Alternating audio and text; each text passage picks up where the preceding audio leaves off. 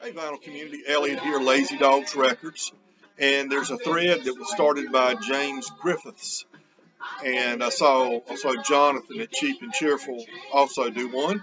So I thought I would do one. Now, both James and Jonathan had a very eclectic selection of duets and or duos.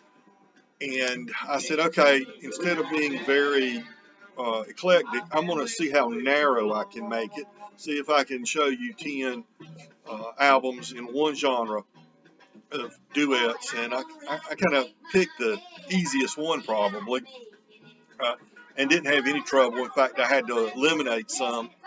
Uh, one reason because uh, James had already shown one that I was going to show. But anyway, it's the country genre, and they had a ton of male-female duets, especially in the 1960s and 70s. That was the thing. So I'm going to go through some will be, of course, very familiar to everybody, and some might be a little more obscure than you might be thinking. Now, of course, what I'm playing right now would be a great example. Porter Wagner and Dolly Parton, and this one is called The Right Combination, Burning the Midnight Oil. And you just got to love those two. Now, Porter gets a lot of criticism during this period because this was 1972 when this came out. Because right around that time, Dolly decided that she had some opportunities in LA to go pop, and she wanted out of her contracts, and she wanted to go to LA and see how big she could become, and boy did she become big. I never really liked her pop music, don't like her pop music. I really like Dolly. I think she's a really sincere, nice person. She's done so many great things for so many people, but collectively and one-on-one to help so many people. For instance, she contributed $1 million to Vanderbilt last year to the medical school there, and much of what she contributed has been used for clinical studies for the COVID-19 vaccine, one of which, the one at Vandy that they were working on, is one of them that's been approved, I believe. So yeah, but Porter gets a bad rap, and I really think that's wrong. Porter had invested a lot in Dolly. He basically discovered her. He put her on his show. He guided her career. And of course, a real obvious one would be Johnny Cash and June Carver Cash. And this is the one that has Jackson on it. What a great song Jackson was. Came out when I was a young fella. I don't know what year this album came out or what year Jackson came out. Back in the 60s, they didn't print the year on them like they did in the 70s and 80s. But those two together, June was the one that couldn't sing nearly as good as her sisters or her mother or aunt. But she did all right. She used comedy to compensate for her, not being as musically strong as her sisters were. Chester says, hey, okay, Chester, you go back over there and I'll show a few more records. All right, I better not make this run too long, so I'll just go through it. On Smash Records, Jerry Lee Lewis and his sister, his younger sister, Linda Gale Lewis. I think she's 12 years younger than Jerry Lee. But that's a duet album they did together on Smash. Whispering Bill Anderson and Jan Howard. Bill and Jan, or is it Jan and Bill? Both had successful solo careers and had success as a duet as well. And this one is on MCA Records. Okay. And then we'll head to Bakersfield, California.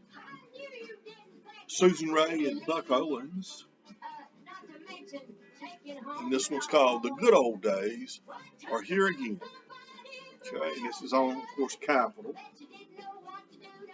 Now, Buck's ex-wife was later romantically, I don't remember if they were actually married or not, but romantically linked with Merle Haggard for a while.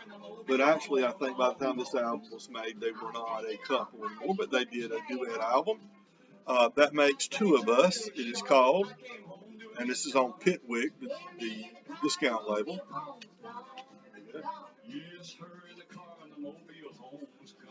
Merle didn't steal her from Buck. That Buck and her had been broken up for a while. All right, before he really found his voice, his personal voice, Hank Williams Jr. and Louise Johnson, or is it Lois? I guess that's Lois Johnson. I don't really know her.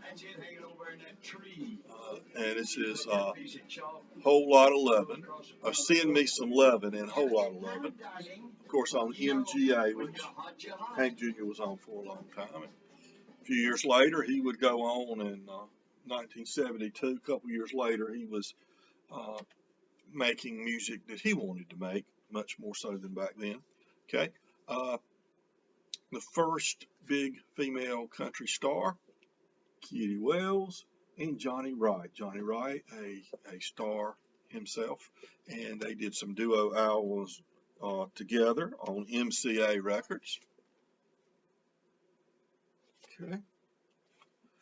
And Carl Butler had a little success solo, and after a couple years, he added his wife to the show, and it became Carl Butler and Pearl.